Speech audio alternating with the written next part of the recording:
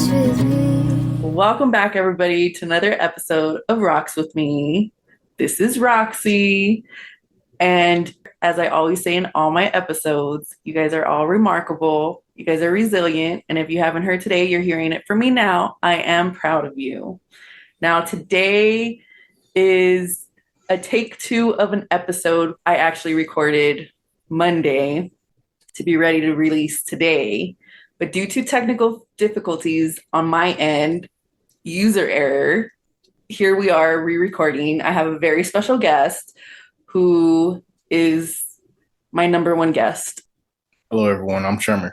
He's the fiance. He's the one that decided to live forever and ever with me. Why do you look like that? No backing out. Yeah. So I'm going to bring him on a couple episodes to give his take on a couple topics, answer some questions you guys may have. But this time around, since it's his first time on the podcast, we're just going to do an introductory on how we met. All right, let's do this. Okay, so we're calling this series Love Every Lynch of You. Series? Yeah. How many of these we doing? However many you agree to. We're not going to let y'all know that right now, because then y'all going to hold us to it. He needs some persuasion, but whenever he comes on, the episode's going to be called Love Every Lynch of You. Because that's our wedding hashtag. Sure is. All right. So do you want to do the honors and say how we first met? Well, the last time we recorded, I think you started. Okay. And then you intervened when you wanted to. Yeah. Because we have different versions of what happened on how we met and how we started dating. My version is he stood me up. Okay, so there's a difference in when we first met and when we first saw each other. When we first saw each other, I supposedly stood her up before that. So just to clarify. So the way it happened, we met online. Yes. Which, funny story. I hit her up. You did. Mm-hmm. What was it about my dating profile that you liked? You reminded me of Michelle Rodriguez. Did I? Yeah. And that's your celebrity picture? Crush? Yes. Because in my picture, I had the aviators on. She had aviators on. If I would have seen her without them, it would be a different story. She had the glasses on, so I couldn't see her eyes. And now... Do you like my eyes? Except when I wake up. Yeah. When she wakes up with one eye. It's like... So, fun fact about that dating profile. I didn't create that dating profile. Yeah, her friend did. My friend did because she wanted me to get out there. And I was a homebody that unless someone was going to break in, I wasn't going to meet nobody. But somebody was going to break into her house, she wasn't going to meet anybody. That's crazy, huh? Yeah. So she created that dating profile for me.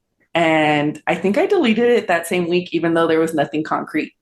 But we had exchanged numbers at that point already. So when she put it up and I hit you up, that was all within a week? Wasn't it?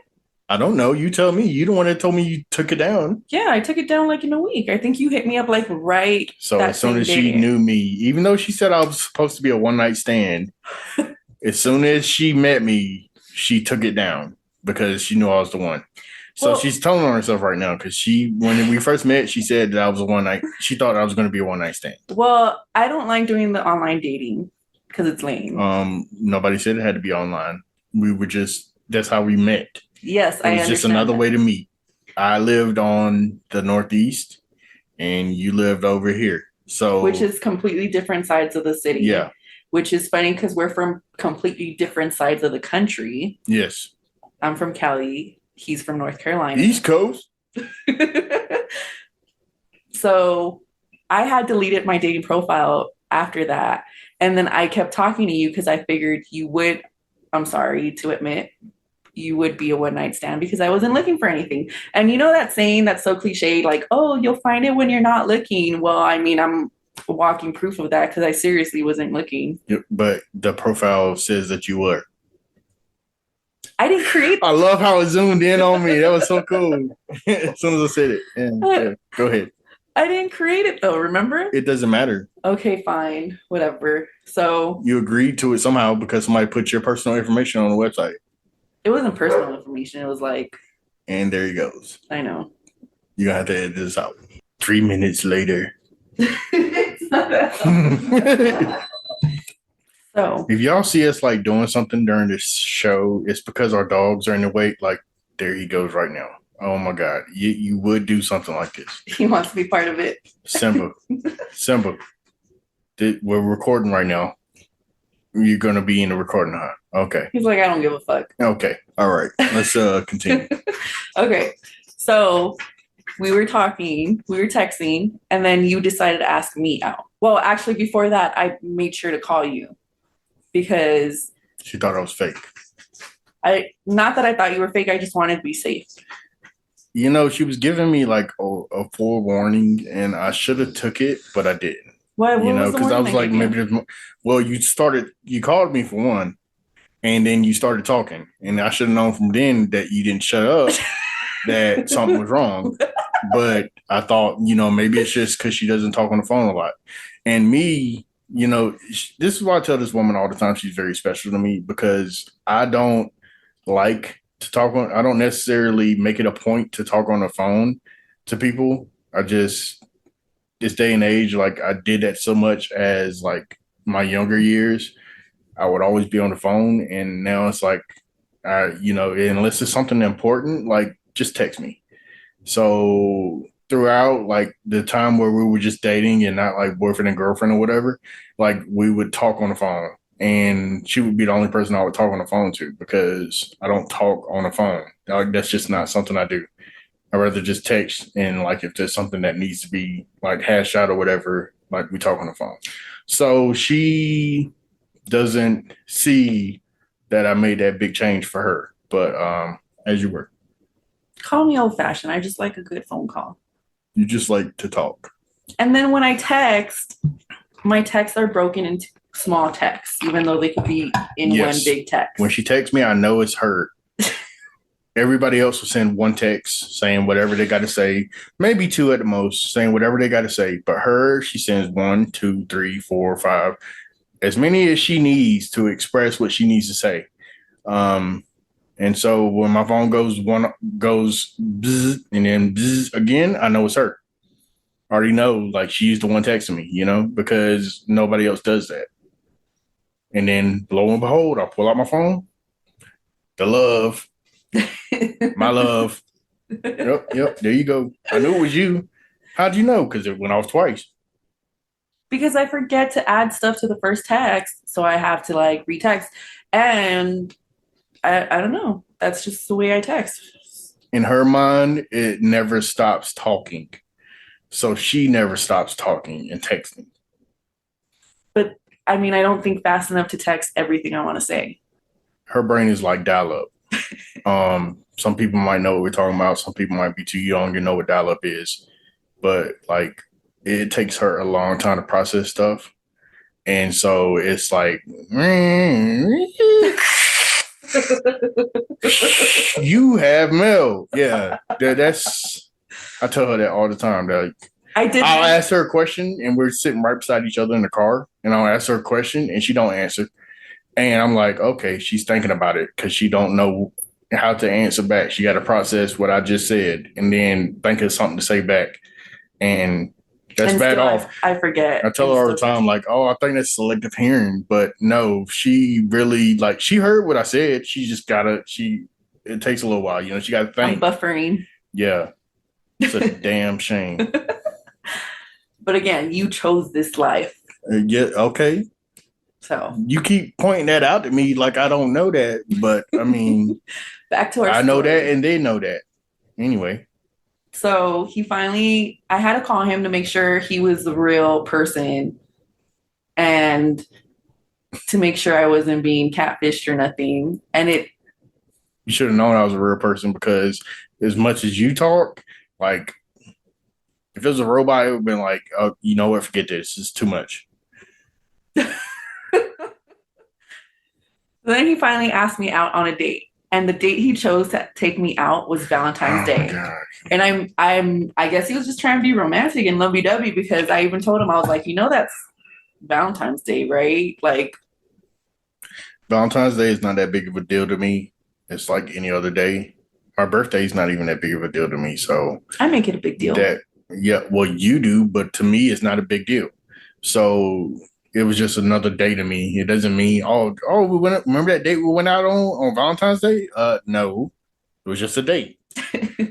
Calm down. But So she makes sure I don't forget it because that's a lie. No, I didn't stand you up.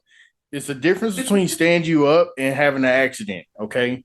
Now, I fell asleep because I had 24-hour duty the day prior. So when I got home at 9, I went to sleep thinking that I'm going to wake up later on and take her on a date. I overslept. But she says it's me standing her up.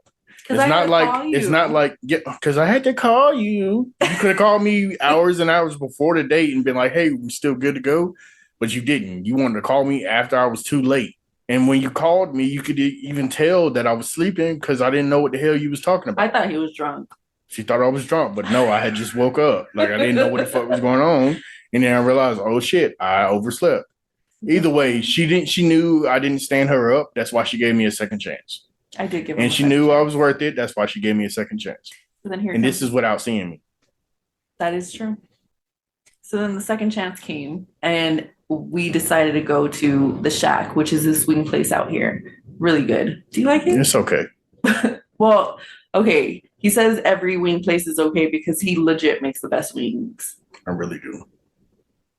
I put my heart and soul into it. They're really bomb. They're like delicious. Yep.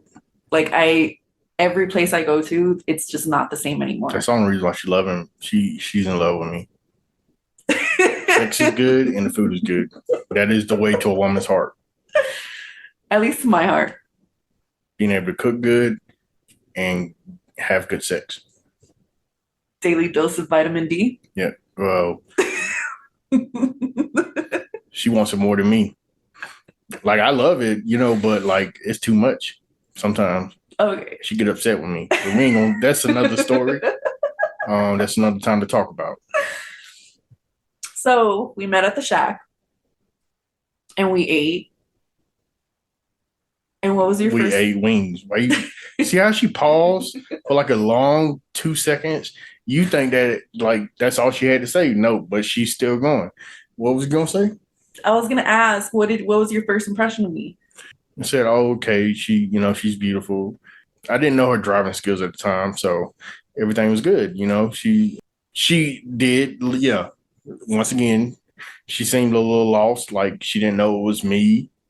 But she saw the picture of me beforehand. So like when she walked out and saw me in my car, like I don't understand why she like looked at me like she was lost. Like, is that really him? No, nope, it's somebody else. Like I told her I'm here, and like I got out of the car after that, and then she looked at me like, really know, though. You got issues, and you told me that the reason why you did that is because you're blind and you can't see that far away. That's true. Even though in El Paso, you think of what I'm thinking, huh? Look at her eyes; she see everything. So my first impression of you were handsome, but I thought you were too quiet. It wasn't necessarily that I was too quiet. It was just you were talking too much. Weren't you asking me questions? Yeah. But you didn't like return those questions. It was me asking you questions and you answering them. Well, then I've come a long way because when I have guests on this podcast, I'm really good at, asking. Yeah, well, I mean, that's what you're supposed to do on a podcast, but on the date, you are totally different. Am I still like that though? She is that way. We'll be like with friends or family and like we'll be trying to tell them something. And, like I'm trying to explain what happened and she takes the whole story over. She tries to take the whole story over. And I'm like, I was there too. Like, I know what happened. Let me tell my part. And she's like, okay, there you go. And then I got started to try to tell my part. And then she chimes right back in again, like she's doing right now. So she doesn't she loves to let people talk, but she wants to be the center of attention. And I don't necessarily think so. Yeah, whatever you say. I think I get awkward when I'm the center of attention. Okay. So after we had lunch, he invited me back to his place. Why did we have to talk about it? Okay. So, like I said on the episode that we already recorded, because she messed it up. I messed what up? The last recording. Oh yeah, calm I did down, mess up calm that down. recording. I thought the date or something. Calm down. Anyway, she messed up a recording. So, like in that recording, I'm going to tell y'all again. After the date was over, usually it's like, okay, well, let me get my time back to myself. Let her get her time back to herself. Let us both like get back in our routine, and then we can think and comment on how we think the date went, and maybe what we should do again or what we shouldn't do again or whatever. Or if we even wanted to have another date. With her, it was like, okay, all right, but like she didn't want the day to end. I don't know whether like it was nice having somebody to talk to or having somebody that let you talk all the time or what, but she did not want, like, if I would have sent her home, like she would have been upset somewhere. And now that I know everything I know about her, like she would have took that somewhere. Good thing I asked her back to my apartment because she was not ready to end her day with me and she wanted more of me. And so I gave her more of me. She asked me for a massage, and I already had told her I'd give massages, not in sexual ways. I'm actually great at massages. And I use it a lot because me being in the military and stuff like that, I worked out a lot. And my body needed a way to recover, but you can't recover if you're cramped up and hurting and in pain. So I massage myself a lot in different techniques like that. So I gave her a massage. Because at that point, I said yes to the massage because I had just finished. It was like a week after I finished running the half marathon, which is 13.1 miles. And I ran that in like a little over 3 hours. She took forever. Wait. But it's great. Was it 3 hours? That's sad. You over giving out false information. Or was it 6? I'm pretty sure it was more than 6. Yeah, I'm pretty sure it was more than 3 because you took forever. I kind of want to see my picture. We're not doing that right now. You're not on your phone right now. We doing the show. Okay. So my body needed that massage.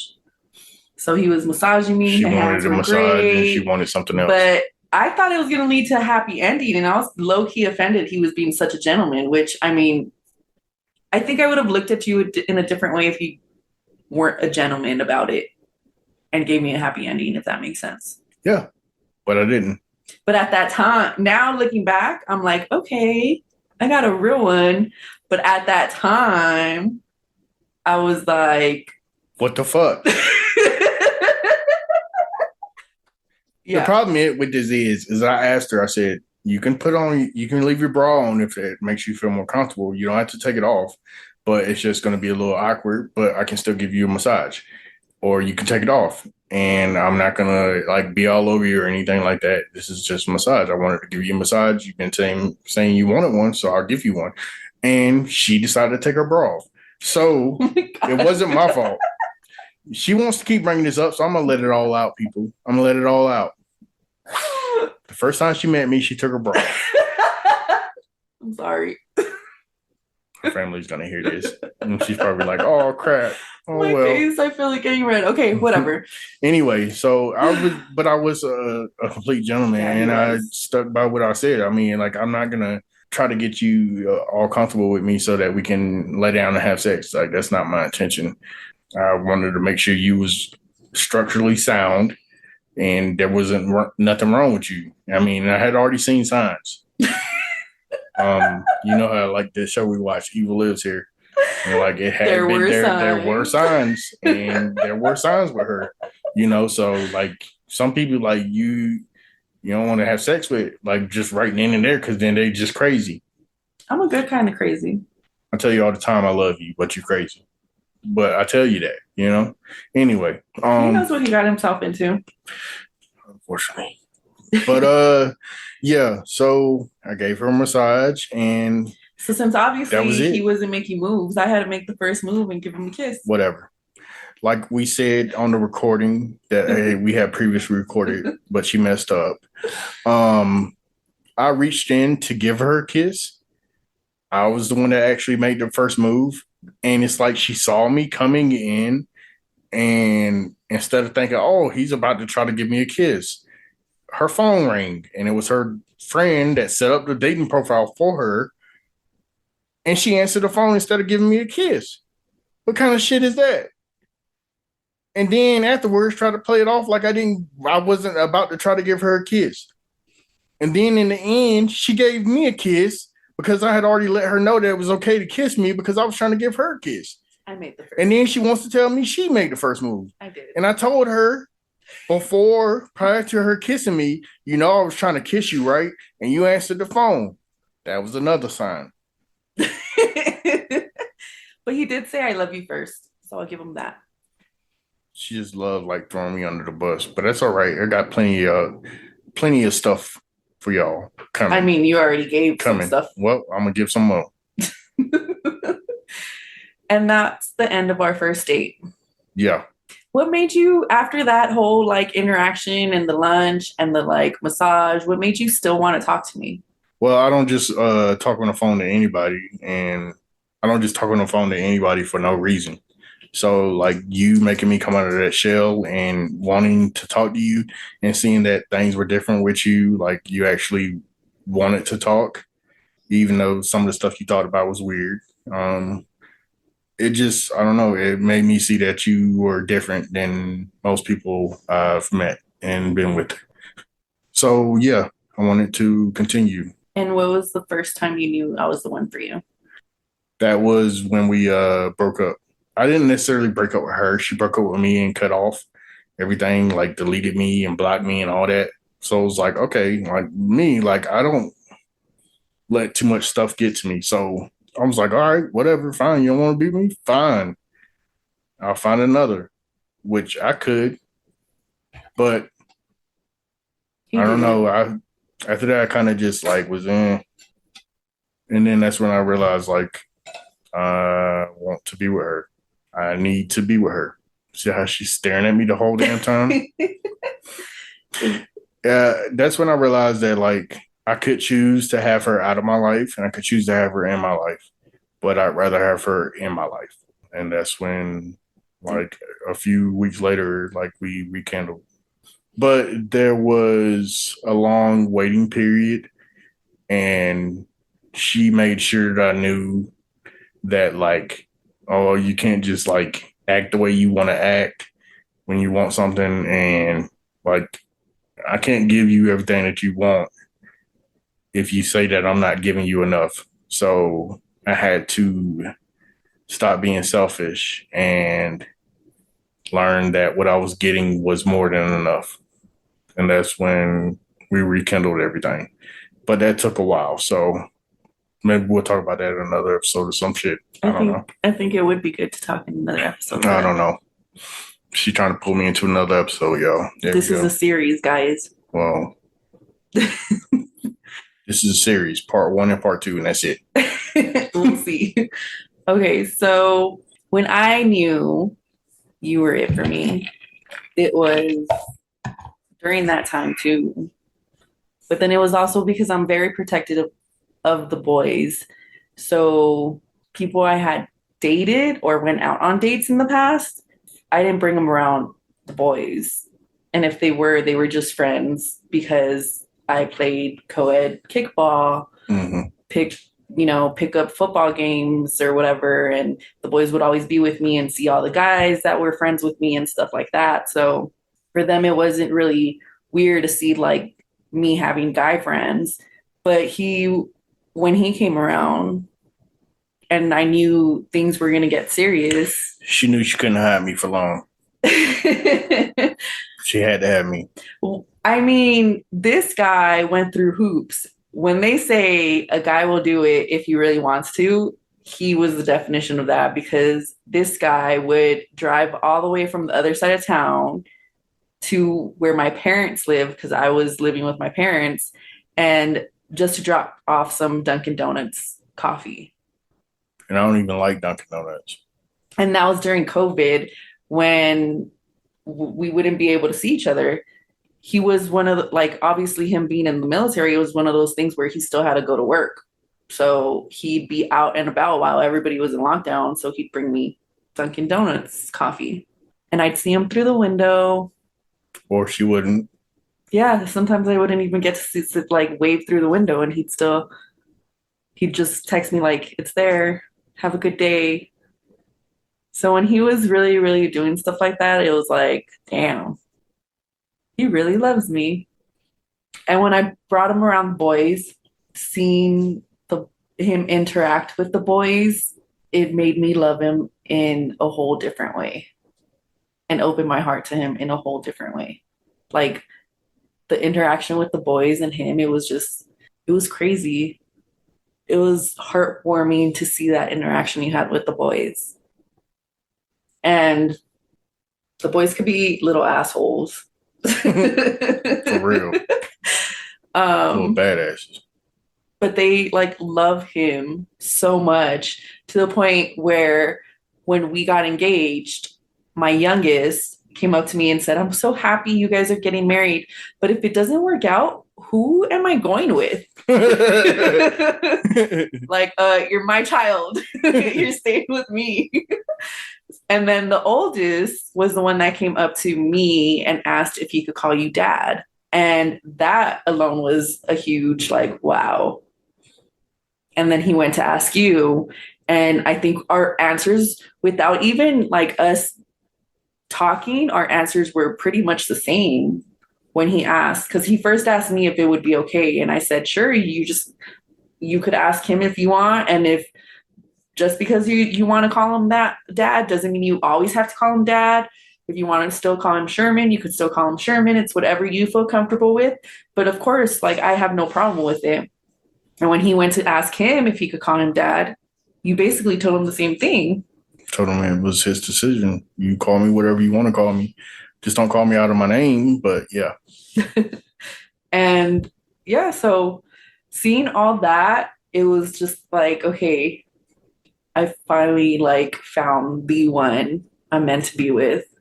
Like, it's not too good to be true. This is exactly what I deserve. And our banter with each other is like perfect too, because you're able to be serious with me when it's time to get serious, but then you're also able to joke with me and keep up with me, I guess I could say. So that's the beginning. Mm-hmm. And I'll have to have you on to explain the whole process of you asking me to marry you. Yeah. So I think on the next episode we can talk about the whole process of me proposing, you meeting Aaliyah, my daughter. Yes. Because I have a daughter as well, and Roxy such a sweetheart. Yeah. Roxy is considered to be that another mother figure in her life, and the boys, they consider themselves brothers and sisters. So we'll definitely talk about that more. About blended families. Yes. I'd love that. But since this is an introductory, to end it, we're going to do some. Oh, God. Some most likely questions or whatever. Okay. So, from the both of us, who's most likely to start an argument? Most likely to start an argument? Mm-hmm. Like with each other? I think you. Me? Yeah. Why? Because there's a lot of stuff that you like done a certain way, and I don't always do things your way. And you're way more patient. She's used to getting her way, and you're not going to always get your way with me. I do most of the time. No, you don't. I'm in charge. Who from the both of us needs the most attention? You. I used to be more like she is, and I wanted all the attention and everything, but then I just noticed like that was me from my past relationships because I was insecure in those relationships. But now it's like, like everybody needs the time to themselves, and then like I don't have to be with her all the time, in order to share experiences and to build our relationship. I don't have to be with her all the time. She still needs that time to be to herself, or if she's with the boys, or if she's with her friends, or she goes out with her family or whatever, like she needs to have those experiences, because if she doesn't have those experiences, then she's just used to me, and she never wants to leave, and she never wants to go out and do things that might entice her. Like she has a lot of stuff that she likes to do, but I don't necessarily like to do those things. I mean, and I don't think that in any relationship, I don't think that you should all have all everything, meshes together. Like, oh, I love to do this and she loves that too, and da da da. I think you should have opposites. Like she likes to do this, he likes to do this. We like to do these things together. And then so you don't lose yeah, yourself in the you don't relationship. lose yourself, and then you feel like without that other person, like you don't have yourself. And so I feel like it's better to like always have hobbies for yourself, have hobbies that you can do with your family and friends and kids, and then have things that you do by yourself, because you never know what the situation might be. You might be by yourself, or you might not have the kids, or you might have your boyfriend, or you might have your husband or whatever. And you just need to be able to be resilient in all those situations. So I think that having time to yourself and having your own hobbies is a great thing. It's not necessarily good to be up each other's asses all the time, because then when you're not, somebody thinks something's happening. Something's going on. Like, why ain't we together? We're always together. Well, I Yeah. wanted a little bit of time to myself. Nope, you're cheating on me, or you're doing this, or you're doing that.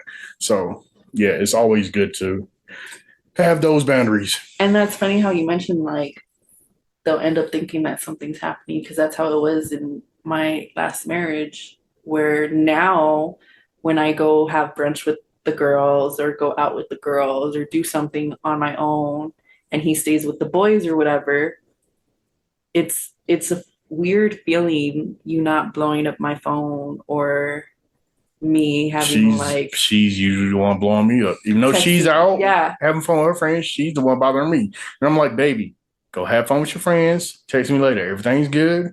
Unless you need me, don't text me. Have fun. And I always tell her that every time she Yes, goes he out. does. And I'm still getting used to that. But then when I go out and I want the same thing, like, okay, I'm not going to text you and bother you. Like, I'm out. Let me do my thing.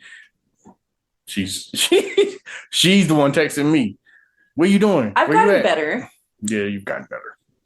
But yes, it's a learning thing for me because of I think it's how, because of the situation she's been in. yeah, which I explained in a past episode. But I rarely even go out or anything like that. So, because I have so many hobbies that I like to do. So, we're not really worried about me always going out. But if I do, I mean, I'm pretty sure she doesn't have any problem with it. I don't, because I trust you. Now, from the both of us, who's the most spoiled? You. You. What do you mean? Who's the most spoiled? Who's the most spoiled by us, or like family, or just in general? No, by us. Who's the most spoiled? You. I spoil you too. Yeah, but I spoil you a lot more. That's true. But yeah, he says I don't get my way. I buy her Cheetos. I buy her coffee. I buy her breakfast sometimes. I make sure she eats, because he knows how I get she when I gets don't angry when she don't eat. So I make sure she eats. And if she doesn't have anything to eat, I make sure I either make her something or I go get her something. Who's the funniest? Me. I'm pretty funny. No, not at all. You funny when you do stupid stuff that like you don't even like you when you I'm not trying to be. Like you can't help it. Yeah. Who has the better style? What do you mean? Like styling what? Hell no. You got like tie dye and shit. And I don't know. I don't know. She gonna say her. No. But you see what she wearing. Well, this shirt I wore because it's Max and Roxanne. Yeah, but I'm not Max. So it's you and me. You're Roxanne, but I'm not Max. You look at me the way Max looks at Roxanne. Oh my gosh. And it's a tribute to Love and Basketball, another one of my favorite movies. She's so corny. Who's most likely to say sorry first? Me. That's true. I'm very stubborn. Yeah. I've been working on She it. can be a big. I know that. I think people close to me know that. I think you've brought I out. know the other day she went on like our phone. I'm gonna bring this up because it's something between us. She went on our phone bill, and I work like evenings to late, like early morning, and sometimes I have to call my dispatch or text my dispatch. And so she went on the phone bill and saw that this number is being called at this around this time in the morning every time, all the time, or whatever, or while I'm out at work. And she like text me and ask me, baby, whose number is this? And I mean, usually it's like if she getting like a missed call or something like that, and she doesn't know whose number it is, yeah, she'll ask me. But this one, like, there's no way that they would call her because they don't need to call her unless of an emergency for me. And so I was like, that's my dispatch number. Why did she ask me whose number that is? And so I like I've seen that number on my phone before because I get calls from it or I have to text it or call it. But then also, like, I've looked through my phone bill before because I never knew that you could look through all that. So I finally found a way to look through all that, but I didn't really go through anybody's stuff. I didn't go through it. It was just there. It wasn't. Anyway, when you look through our phone bills, like it has a list of everything, every call made, every text message. So the whole day she was treating me weird, and I'm like, what the hell? Like, what did I do to her? And she was out acting all distant and like, I'm okay, and I'm like, baby, because I knew in the back of my head I was overreacting. So she asked me about this number. And there was no need to be worried. She asked me about who he was. She asked me about this number. So finally, when she asked me about the number, I had came home from work, I think. And when I come home from work, I usually take like an hour and a half nap, and then I wake up and I take the boys to school. So she had texted me while I was like on my way home from work that number, and I saw the text, but I didn't really think anything of it because I'm like, that's my dispatch, whatever. I get home, I give her a hug and kiss, hey, baby, I'm going to go lay down for an hour or two, and then I'll take the kids to school. So then I wake up to take the kids to school, and I see the number, and I just type the number in on my phone, and my rider dispatch comes up. So I'm like, okay, it's my dispatch. He sent me. But then I'm like, so how did she get this number? Because she doesn't know my dispatch number. And so I sent her the screenshot like that. It was my dispatch. And I took the boys to school, and she was still acting all weird and da da da. Even though I told her it's my dispatch. Came home. Finally, she came and laid down beside me. And finally, I was like, all day I was contemplating like whether I should like flip shit because she's treating me wrong, even though I've already told her who it is, and she should understand why that number is in my phone and why it's been called or whatever. Or should I just like ask her about it and ask her how she came up with it? But every time she kept telling me how she came up with it, I'm like, that's bullshit. Like, you can't, that number just does not just pop up in your phone. Like, you had to go look for it to find it. And I'm like, show me how you saw it. And she was like, she's going through the app. And I'm like, okay, where's the number? And she's like, it just pops up. And I'm like, where's it popping up? And it wasn't popping up. And I'm like, you have to actually go through there to search for that number for it to pop up. Not to search for the number. You have to go through my stuff. It doesn't just pop up. Oh, there's a number. There's a number. Here's a number that your husband's been calling. It just pops up and says, hey, here's a number your husband's been calling. No, it doesn't. So, like, she had to go looking through my phone numbers to see who I was calling. And she was wondering why I was calling that number or texting that number during the time that I'm supposed to be working. It's because it's my dispatch. I have to talk to them if an accident happens or something comes up or there's a delay or whatever. I always text my dispatch like at least once or call them at least once every day that I go to work because something happens or whatever. And so I had to explain to her, baby, it didn't just pop up. You had to do this, you had to do this and this and this. Why were you looking through that? Do you not trust me? Second of all, this is why they called me. I had to show her a picture of like the messages and everything, but I did. I still did it just to ease her mind so she don't freak out on me. I said, hey, like this is why I called them. This is the picture I sent them. It's because of the trailer that I had to pick up from this other guy. It was messed up. So this is why I was calling them at this time during the morning or the night or whatever. And she just started crying. Why you And at gotta that say time, that? because I told you I'm gonna get you back. Anyway, she just started crying because the whole time she was like, it's so messed up that I like did all this and tried to be slick about it, and come to find out like he didn't do anything wrong. He was just doing what he has to do. And instead of me like flipping out like I usually would, I just was like, you know what? I didn't do anything wrong. I'm not gonna flip out because then it's just gonna make her think I did something wrong. And I'm just gonna try to talk to her when it calms down. And so that's what I did. And she never said I'm sorry for doing Oh, that. this is why you brought it up. Yeah, that's why I brought this up. She never said, I'm sorry that I did that. That wasn't right. I know I think like this, but I should not think like this. Da, da, da, da. But I mean, basically, it was just like her telling me sorry without saying it.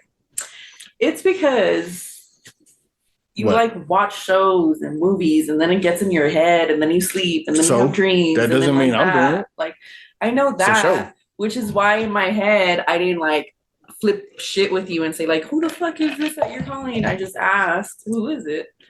You didn't flip shit because you knew you could be wrong. Exactly, because in the back of my head I was like, why am I getting And so then I would make you go through hell for days just to know that you were wrong.